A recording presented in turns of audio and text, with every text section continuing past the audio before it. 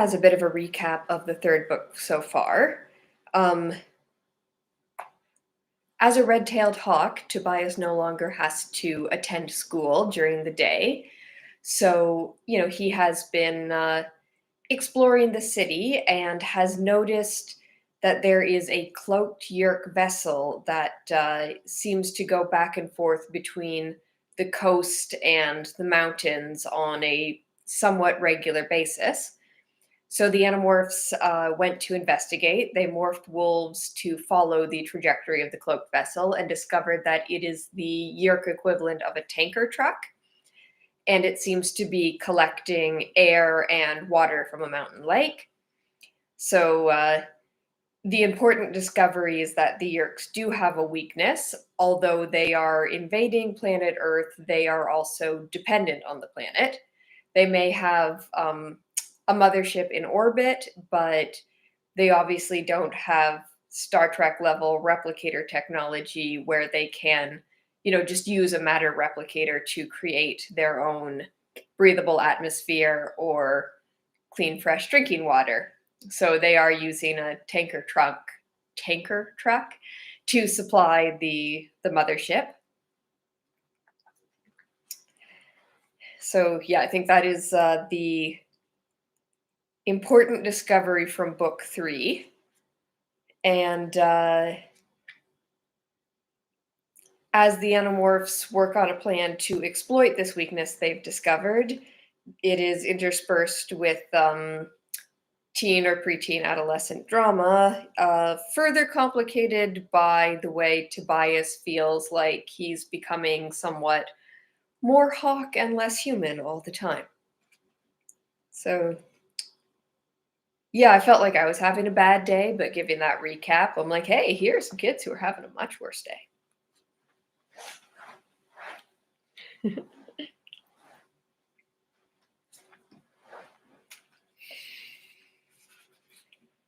Chapter 14. Rachel and Cassie took off, heading in different directions. Have a good show, Cassie called to Rachel. Yeah, right, Rachel said grumpily. I'll be there soon, Marco told Rachel. Don't fall off any balance beams until I get there. Rachel shot Marco one of her "you're a dead man if you mess with me" looks and disappeared, leaving just Marco, Jake, and me. She really kind of likes me, Marco said with a wink at Jake. Uh-huh, Jake commented dryly. Look, Tobias, if we're going to do this mission, it can't be until the weekend. Why? The timing. We have to morph to travel up there. There are no buses, and we can't walk that far in human bodies. Even as wolves, though, it takes time. It took more than an hour last time. It just seemed to me that we might want to get up there in the morning, camp out somewhere hidden, and then be ready by afternoon when the Yerks show up. And this time, we may want to travel around that other wolf pack's territory, Marco pointed out. I don't want to get into it with them again. It made sense. I guess you're right. So, if you're going to camp early in the day, you need a Saturday. Anyway, it might be a good idea if we had as much information about the area as we can get. Jake gave me a thoughtful look. So I was thinking... Yeah, I interrupted. I'll spy out the situation. I'll look for some place you can hide. I have a lot of time on my hands. No hands, exactly, but lots of time. Marco and Jake both laughed. I think Marco was surprised that I could make a joke about myself. I saw an intense look in Jake's eyes. He was wondering if I was okay. I'm cool, I thought spoke privately to him so Marco couldn't hear. I was just a little weirded out by watching you all struggle to get out of those wolf morphs. He raised an eyebrow and nodded. He had been upset too. I could imagine. I suspected there had been a lot of nightmares over that mess. Okay, so now what? Marco asked. Do I sneak into the mall without Rachel being able to see me, or do we all sit around and play Doom? I have homework, Jake said. And trust me, Marco, if Rachel sees you at the mall making faces while she's on the balance beam, she will turn into an elephant and stomp you.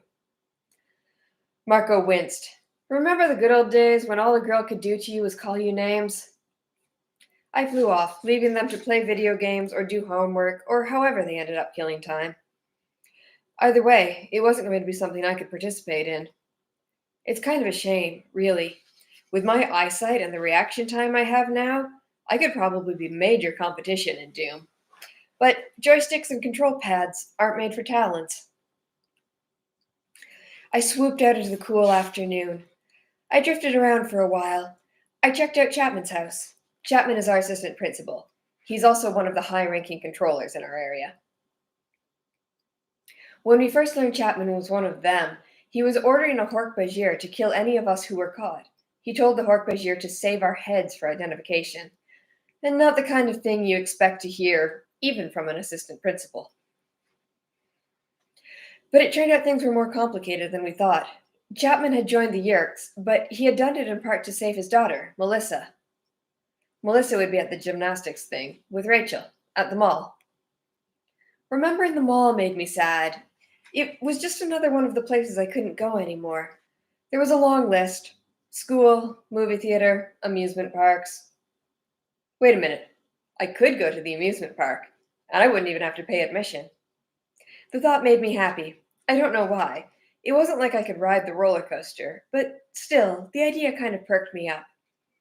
I could bust right into the gardens any time I wanted.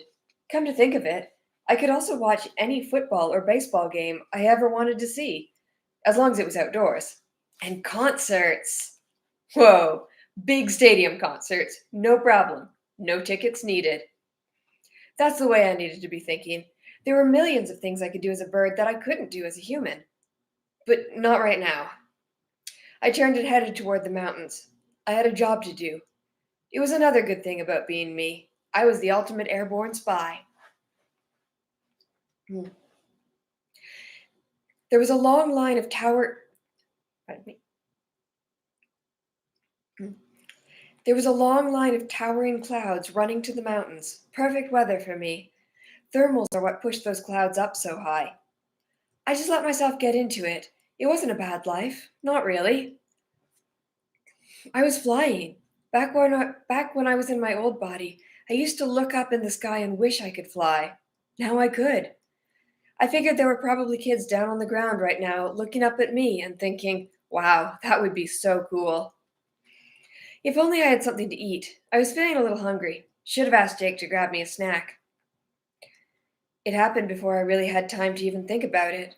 I guess it was because I was feeling good, feeling relaxed. I was above the woods, just a half mile or so beyond Cassie's farm. The trees opened up to form a little meadow. This is what red tails love.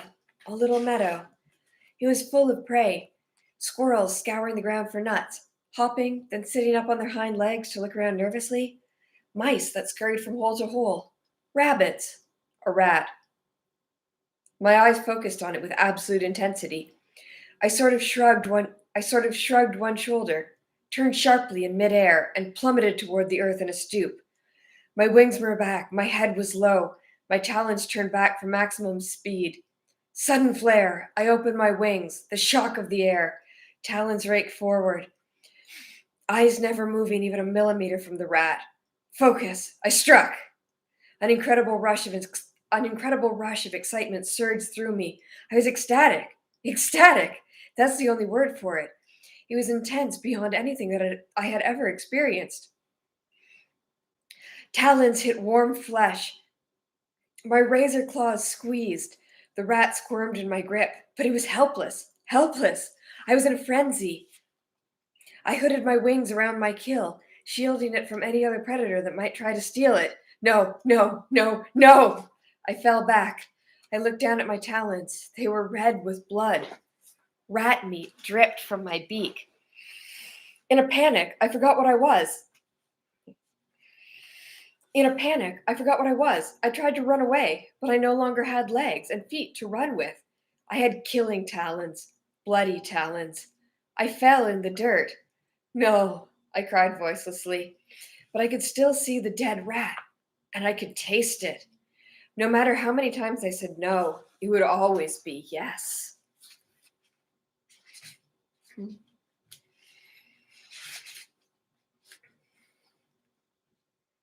Chapter 15. I flew. I flew as fast and as hard as I could. I wanted to go so fast that the memory of killing and eating the rat would be left way behind me. But not even I can fly that fast. Human. I am human. I am Tobias. I don't know why it was Rachel I wanted to see right at that moment. Maybe she was just the closest thing I had ever had to a real friend. Maybe it was the way she had seemed so sure of who and what I was. I needed someone to be sure. Down below, I saw the huge, irregular rectangles of the mall. I saw a glass door. People streamed in and out. Rachel, that's where she was. Just here! I screamed in rage and frustration and terror as I stooped. I shot toward the door like I'd shot toward the rat. But I wasn't going to stop. But I wasn't going to stop. I wasn't going to slow down.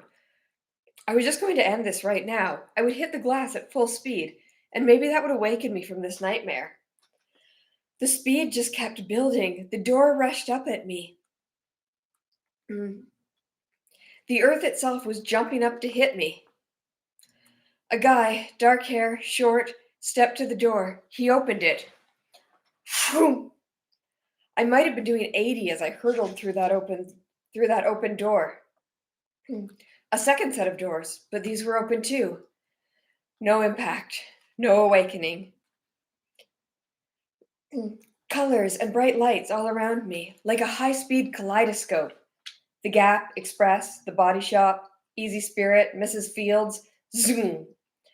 I was a bullet blazing inches over the heads of the shoppers. I heard screams. I heard cries of amazement. I didn't care. I wanted to hit something. I wanted to wake up. I wanted to fall to the ground. I wanted to fall to the ground because my wings had disappeared and been replaced by clumsy legs and flailing arms. I wanted to be me again. I am human. I am human. I am Tobias.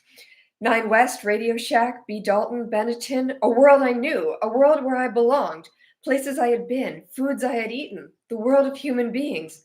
Zoom. Suddenly, in seconds, I was at the center of the mall. A crowd was standing around in a circle. In the middle of the circle, blue mats were on the floor. Girls in leotards were doing mid-air flips and graceful back bends. People on the upper level were crowded around the railing to look down. Rachel was on the balance beam. She was just raising one leg, balancing on the other. I was a brown and gold and red missile shooting past her. Tobias! She cried. Straight ahead, a wall. Straight ahead, a wall. A blank wall where they were going to put a new shop. I was still moving fast. I could still hit it and wake myself up from the nightmare. No! Rachel cried. I flared my wings and shot straight up. The wall scraped my stomach. The ceiling was glass, a skylight. I was there. Sorry.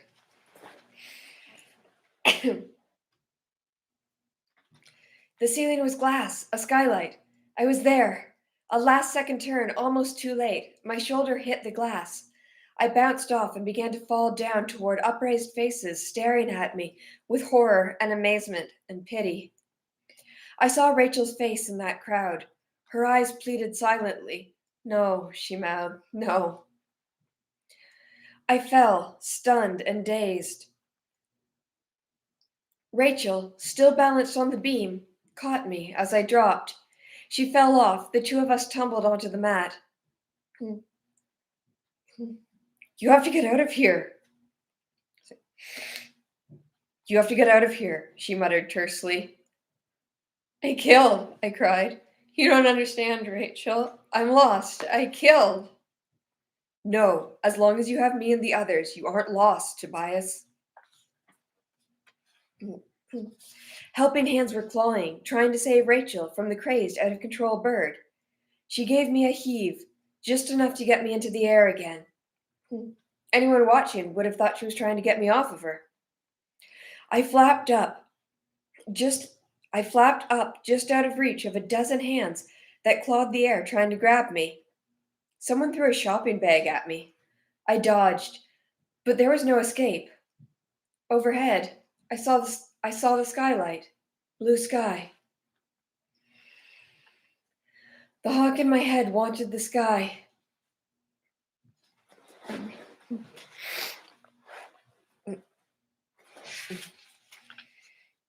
The hawk in my head wanted the sky. It knew safety was up high in the blue. The hawk powered straight up at the glass that he didn't understand, the glass that would be like a brick wall. But I couldn't fight it anymore. The hawk had won. I had killed. I had killed and eaten, and I had loved it. The ecstasy of the hunt. Ecstasy. In a second, it would all be over. One more stroke of my powerful wings, and the glass. Out of the corner of my eye, I saw a familiar face on the upper level. Suddenly, suddenly, something shot past me. Small, white, stitched. Crash! The baseball hit the glass just inches ahead of my beak, just where Marco had aimed it. Glass shards fell all around me. I shot through the hole. Sky! The hawk flew fast and straight. I let go. I surrendered. Tobias, a boy whose face I could no longer remember, no longer existed.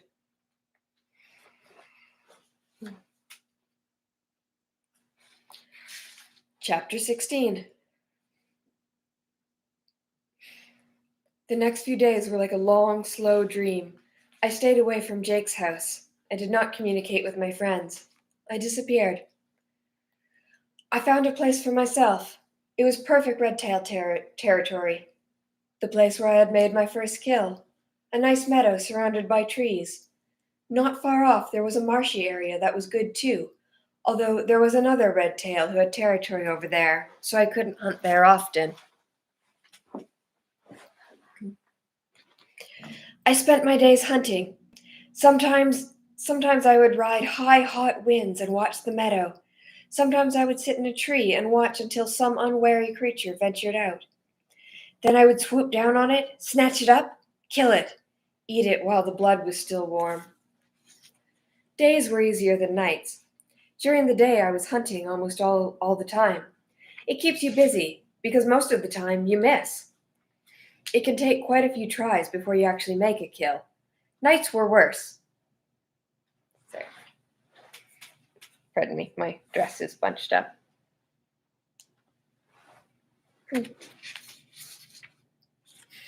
Nights were worse. I couldn't hunt at night. The nights belonged to other predators, mostly the owls. At night, my human mind would surface. The human in my head would show me memories, pictures of his human life, pictures of his friends. The human in my head was sad, lonely. But the human Tobias really just wanted to sleep. He wanted to disappear and let the hawk rule. He wanted to accept that he was no longer human. Still, at night, as I sat on my familiar branch and watched the owls do their silent, deadly work, the human memories would play in my head. But other memories were there too. I remembered the female hawk, the one who had been in the cage. I knew where her territory was, near a clear lake in the mountains. So one day I flew there, to the mountain lake. I saw her down on a tree branch.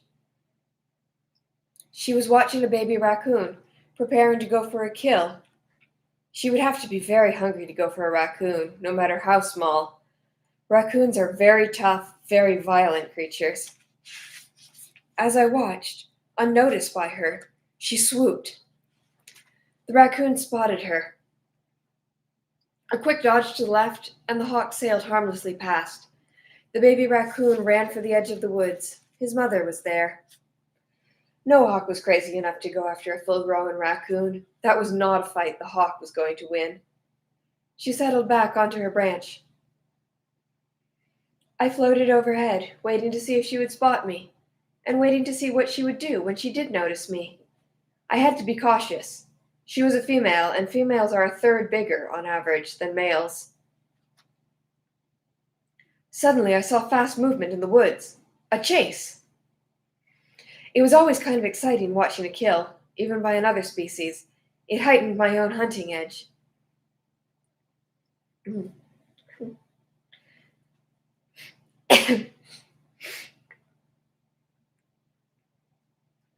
The prey was running awkwardly on its 2 legs, running and threading its way through the underbrush. It stumbled and hit the ground hard. It seemed very slow to get up. It ran again. I could hear gasping breath. It was weakening. The prey was squealing. Loud, yelping vocalizations. Prey often squeal. The predator moved on 2 legs also, but these legs were built for greater speed.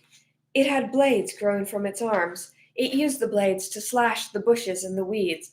It cleared its way through them like a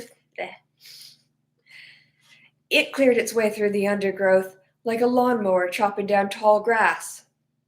Lawnmower. No, something else. Salad shooter.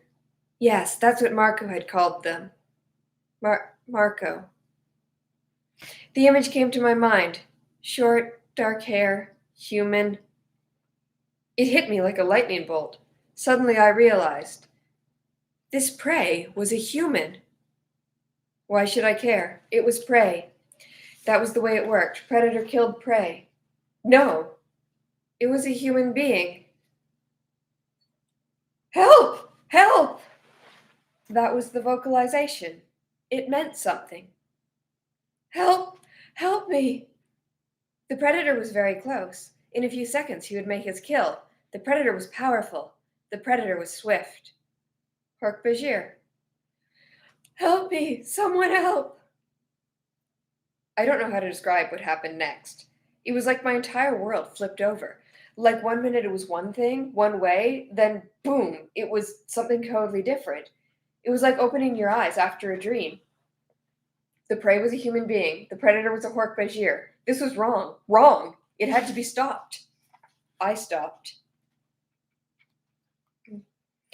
A few seconds earlier, I had been thinking that no sane hawk would go after a full-grown raccoon. Now I was going after a Hork-Bajir. Hork-Bajir compared to raccoons, like nuclear bombs compared to bow and arrow. It would have to be the eyes. The eyes were the only weak spot. I rocketed toward the Hork-Bajir. The human slipped and fell again. Talons forward. The Hork-Bajir was totally focused on his prey. I hit him fast and hard and sailed past. The Hork-Bajir yelled. He clutched at his eyes.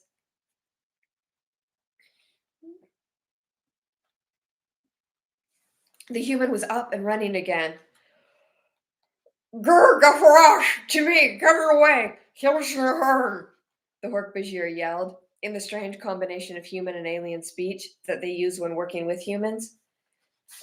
He was calling for help. I used my momentum to soar up over. Second.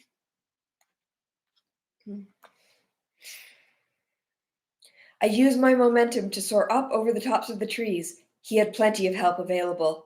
Another Hork-Bajir, about 1,000 yards off, and 2 of the bogus park rangers were even nearer. It was all coming back to me. The fake park rangers, the Hork-Bajir enforcers.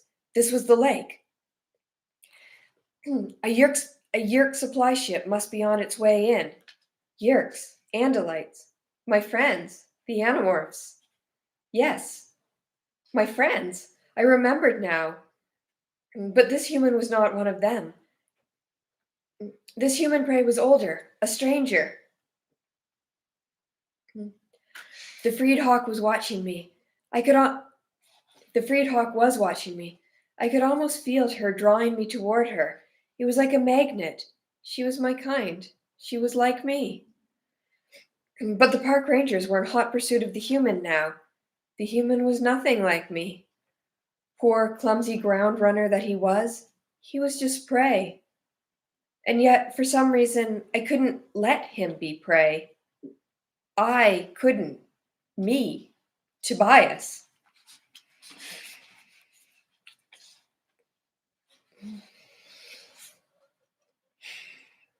Chapter 17.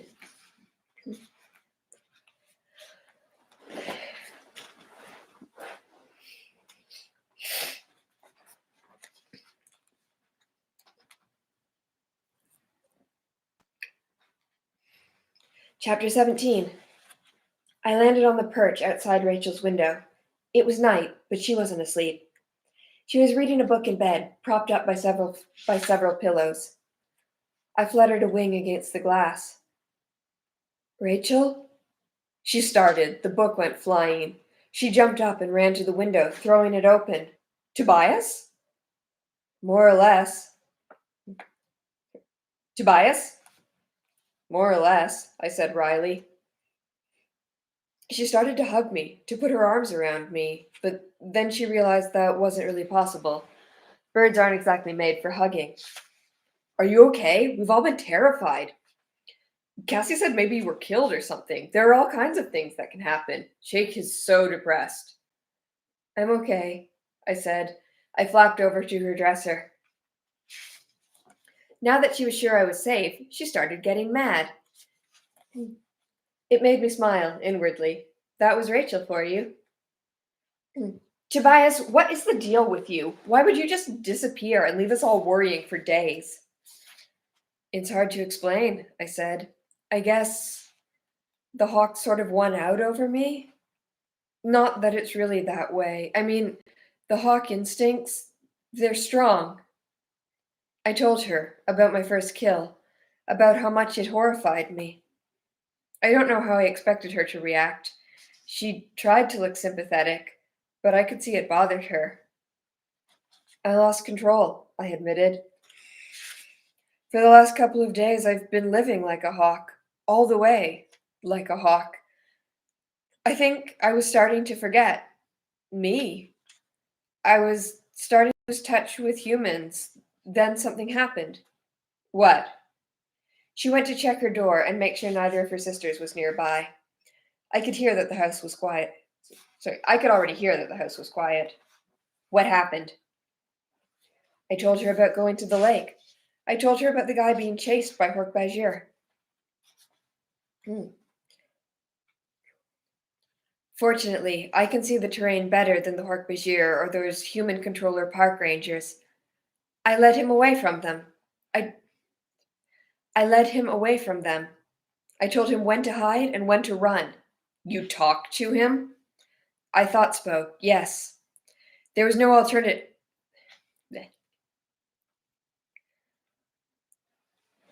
I thought spoke, yes. There was no alternative. I couldn't let them catch him. He had seen a Hork-Bajir. They would never have let him live. Rachel looked stunned. But now he knows about you. And he knows about the Hork-Bajir. What's he going to do? Go tell people he was chased through the woods by an alien monster and rescued by a telepathic bird? Rachel laughed. Yeah, good point. People would just think he was insane.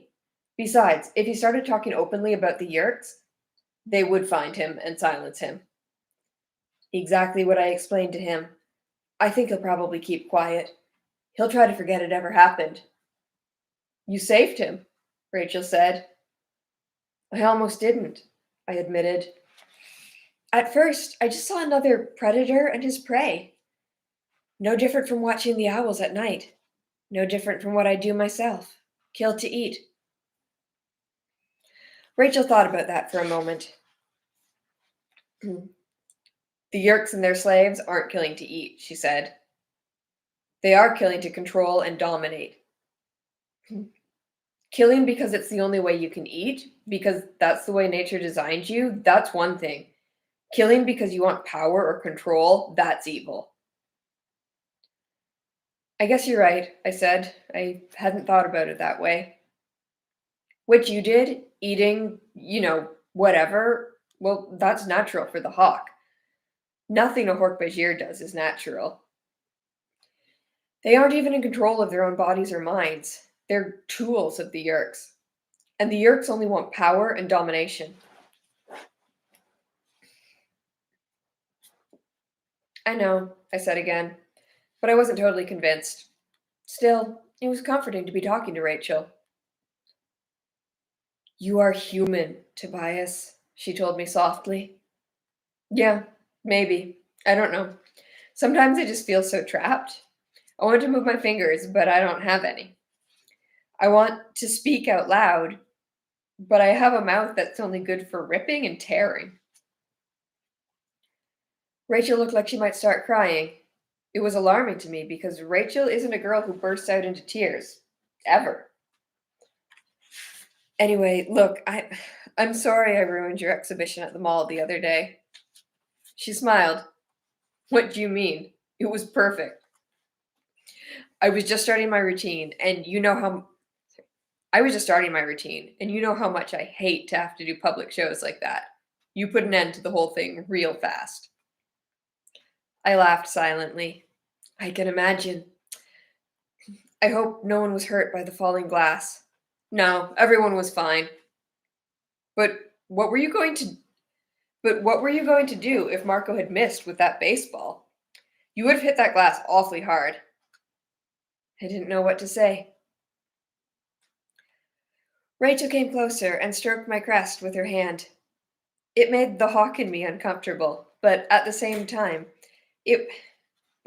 time it was similar to preening, which is kind of pleasurable.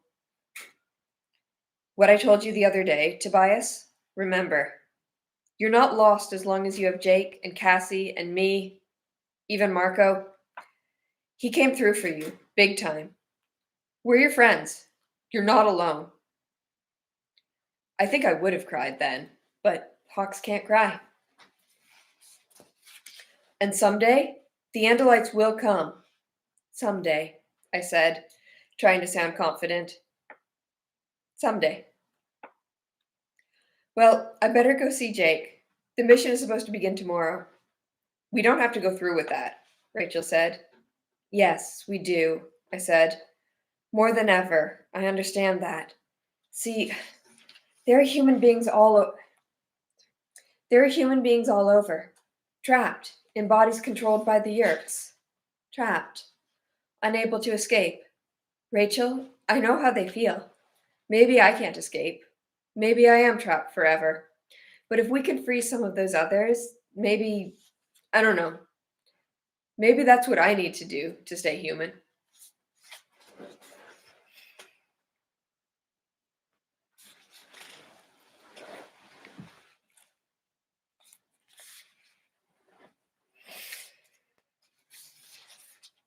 Chapter 18. The next day, we went ahead with the mission. I flew cover overhead while 4 gray wolves ran beneath me. We timed it so we would arrive in the area very early in the morning, many hours before the Yerks would arrive to hunt for intruders. So let me get this straight, Tobias, Marco said. You're taking us to a bear cave, as in big grizzly bears, and this is a good thing. Not grizzlies, Cassie interrupted. Not in this area. We'd be talking black bears. They're much smaller. Swell! Well, I am totally reassured. Just a small bear cave, then. The bears are long gone, I said. There are just a few bears around, and this cave is empty. Trust me, I spied it out yesterday. I've seen raccoons and skunks running in and out of there. They wouldn't be doing that if there were bears. Excuse me, Jake. Did Tobias just say skunks? I must have heard wrong, because only an idiot would think hanging out with skunks is a good idea. We're not going there to hang out with skunks, Jake said patiently. The skunks don't live there, I said. They just run in there to get away from predators. I didn't have to explain anymore. I think everyone guessed how I knew that skunks ran in there to get away from predators. Look, it's close to the lake, but I don't think the Yerks know about it, I said. Sorry, but there wasn't a convenient Marriott hotel where I could get you a room for the night. So that means no room service either, Marco asked. Well, okay, as long as this cave gets cable. The big game's on ESPN tonight.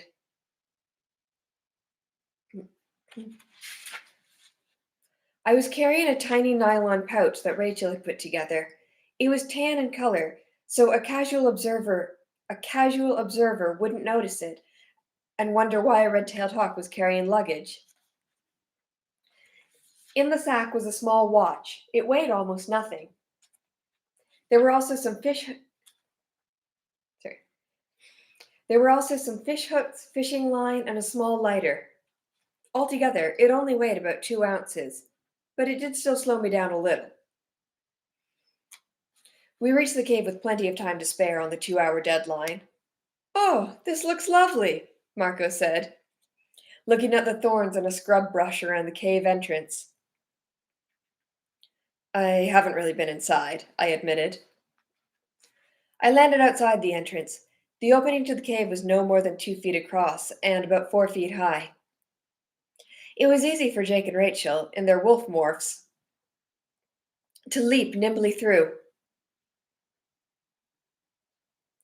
Unless there really was a bear inside, they would scare off whatever else might be in there. Empty, Rachel reported. Nothing in here but a couple of spiders and a scared mouse. I decided to try a joke. Chase him out here, will ya? I'm hungry. Only Marco laughed. The others all acted like I'd said something embarrassing. Maybe I had. Let's morph back, Marco suggested. One close call with being trapped as a wolf is plenty for me. I'll go look around, I said. Sometimes I didn't like being there when they morphed. A few minutes later, they all came out. Marco was complaining, as usual. You know, we really have to figure out how to deal with the shoe situation, he muttered. Thorns and no shoes, not a good combination. The 4 of them were barefoot and dressed only in their morphing outfits. Leotards for the girls, bike shirts, and tight t-shirts for Jake and Marco. We need to gather firewood, Jake said, with his hands on his hips. It wouldn't hurt. Pardon me. It wouldn't hurt to warm that cave up a little bit before the Yerks get here.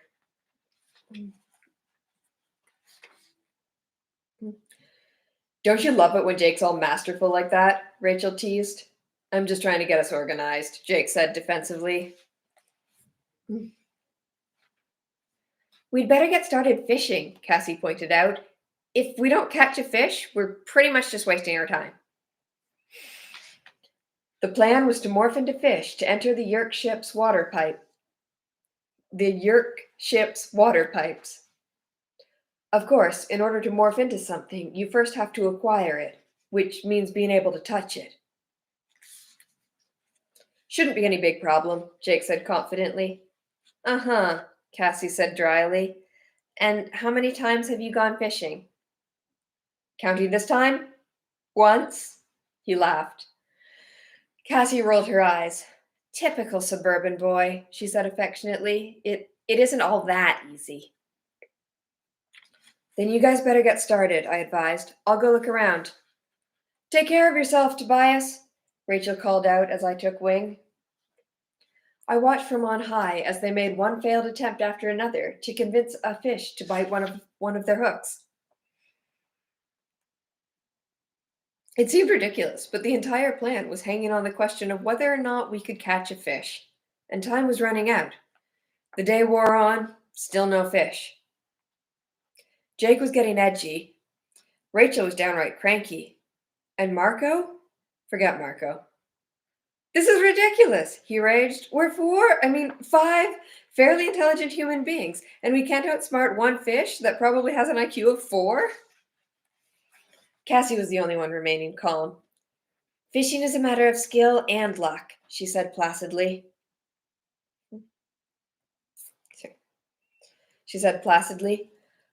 A smart fisherman learns not to become frustrated. Jake looked at the little watch we'd brought along. From what we know, the Yerks will start arriving in an hour to clear the area. Rachel nodded. Even if we catch a fish now, we won't have time to test the morph. Maybe we should back off for today, I suggested. You really ought to test out the fish morph. You guys all know how much trouble a morph can be at first. Jake shook his head firmly. I don't think so, Tobias. I don't think so, Tobias. We'd have to wait until we had another day off. Tomorrow's no good because I have stuff with my parents. So does Marco, which means we'd have to wait a whole week. So we try again next weekend. What's the hurry?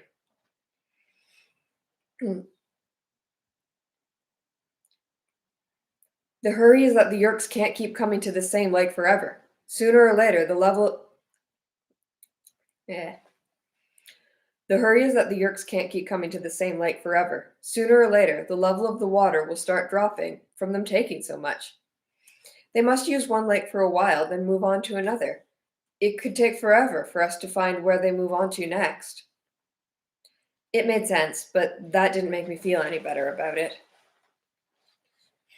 This is the first this is the first water animal any of us have morphed. You don't have any idea what it's going to be like. I know, Jake snapped. Look, Tobias, I know it's not exactly ideal. Ha! Cassie yelped. Hmm. She yanked at the line she was holding. I believe we may have a fishy. It took just a few seconds for her to haul in the fish. Trout, she said, looking it over as it flopped around in the shallow water.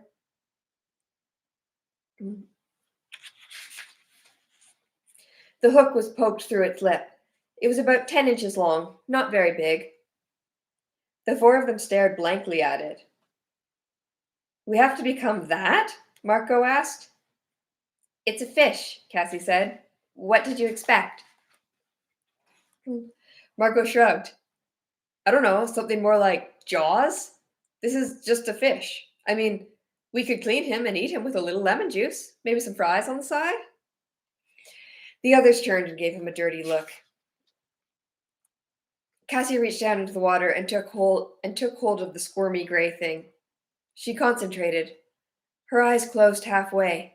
She was acquiring it. The fish DNA was being absorbed into Cassie's body. The gift of the Andalite, the curse of the Andalite, the power to morph.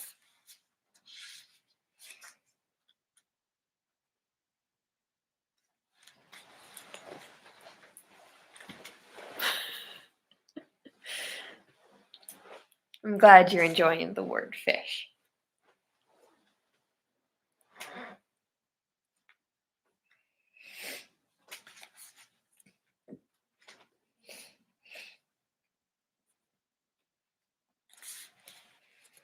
Chapter 19.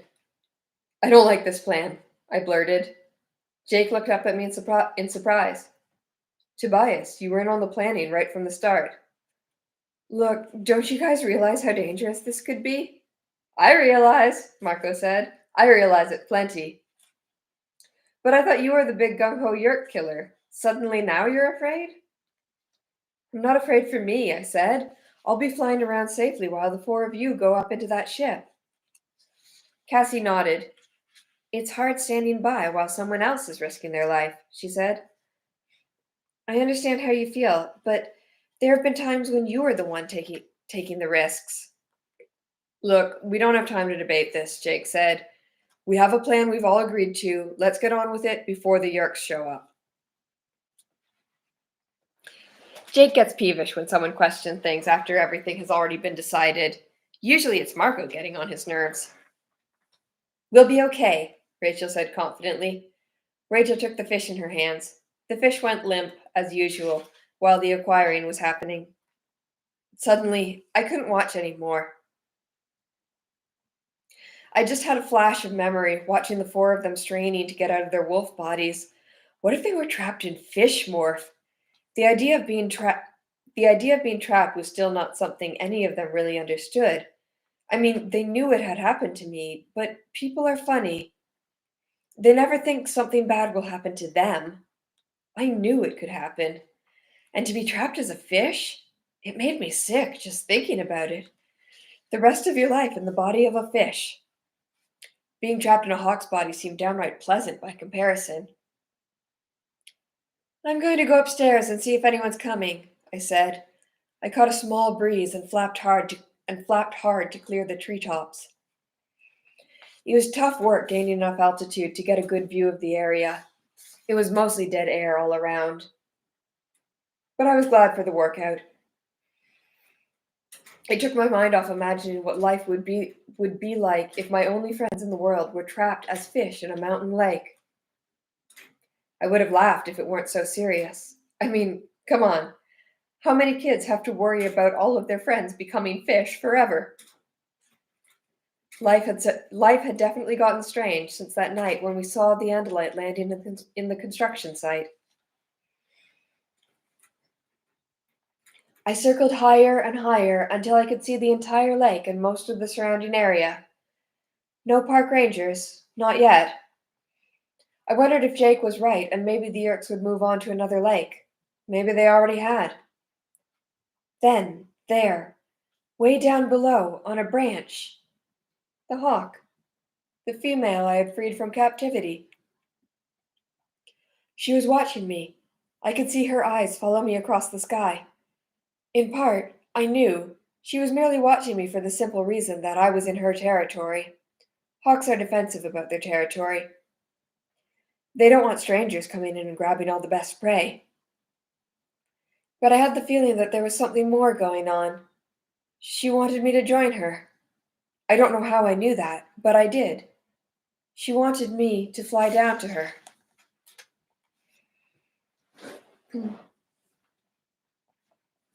Some people think some people think hawks mate for just a season. Some people think they mate for life, and I don't really know which is true.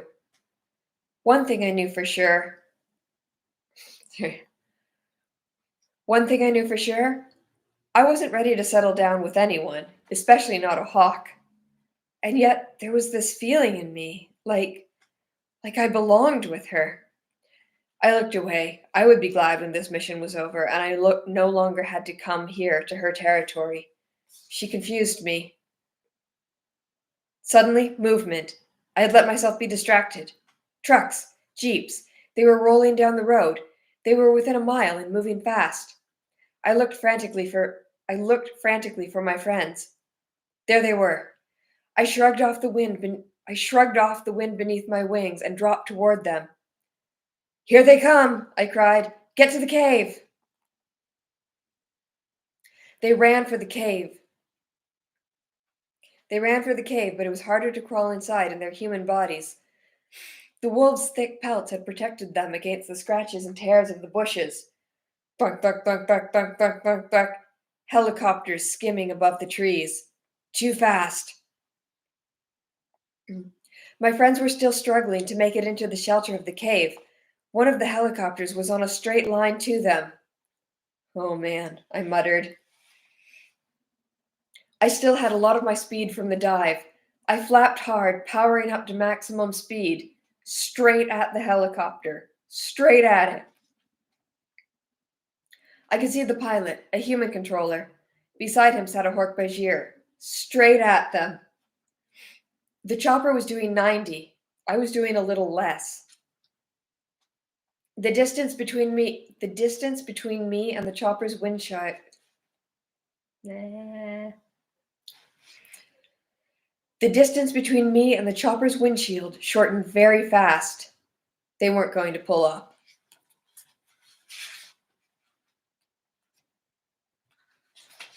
Should probably do one last chapter.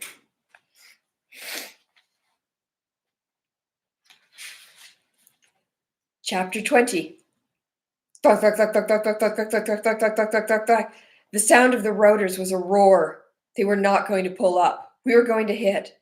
But then, a flicker of the pilot's eyes.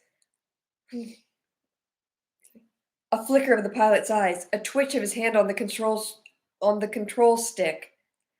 I cranked right, the helicopter cranked left. It blew past me like a tornado.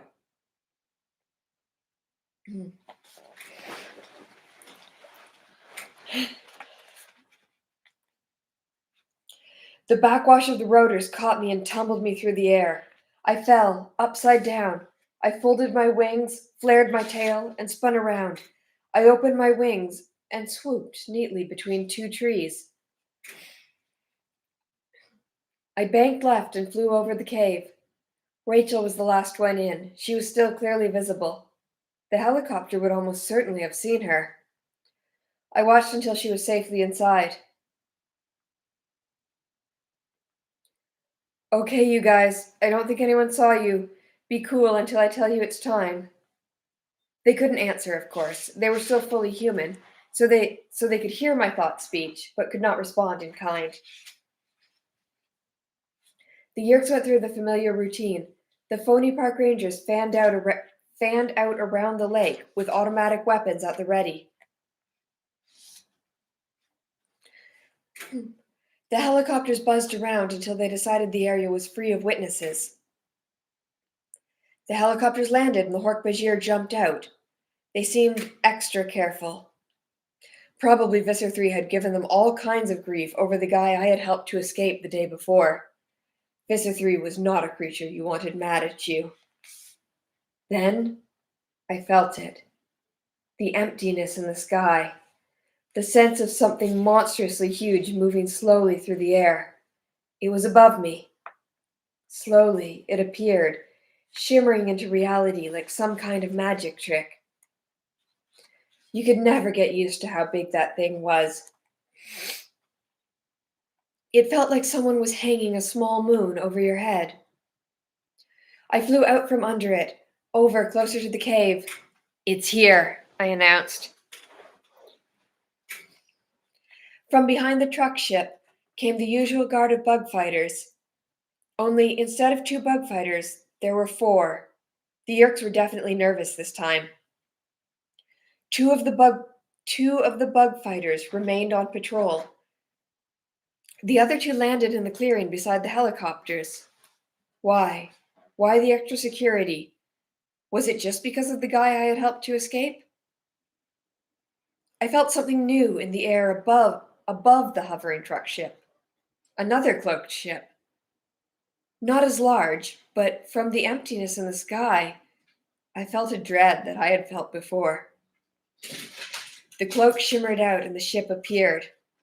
Black within black, an outthrust spear, razor-edged. I had seen this ship before. The Blade Ship. I had seen it first at the construction site, where the Andalite had been murdered while we cried helplessly. No wonder the Yerks were nervous. The Blade Ship lowered toward the landing area. The Hork-Bajir on the ground and the park rangers were in a frenzy now, searching the woods as if their lives depended on it. Phew! Someone had fired a Dracon beam. I looked and saw a deer in mid-leap sizzle and disappear. The Yerks were shooting anything that moved. The doors of the Blade Ship opened. More Hork-Bajir poured out. Dracon beams leveled. Behind them came a pair of Taxon, slithering and shimmying on their needle legs, undulating their gross caterpillar bodies. And last, he stepped out. Dainty Andalite hooves, deadly Andalite tail, like a scorpion's, mouthless Andalite face, the two small Andalite arms with too many fingers, the 2 mobile eyes mounted on antler-like stalks that turned this way and that, always searching, so that the large main eyes could focus on one thing at a time. An Andalite body, but not an Andalite mind. For in that Andalite body lived a Yerk, the only Andalite controller, the only Yerk ever to enslave an Andalite, and thus the only Yerk to have the power to morph. I dropped down into the trees. I waited until a patrolling Hork-Bajir had walked past the cave where my friends hid. When I was sure no one would see, I fluttered down and into the cave, scraping the bushes on either side.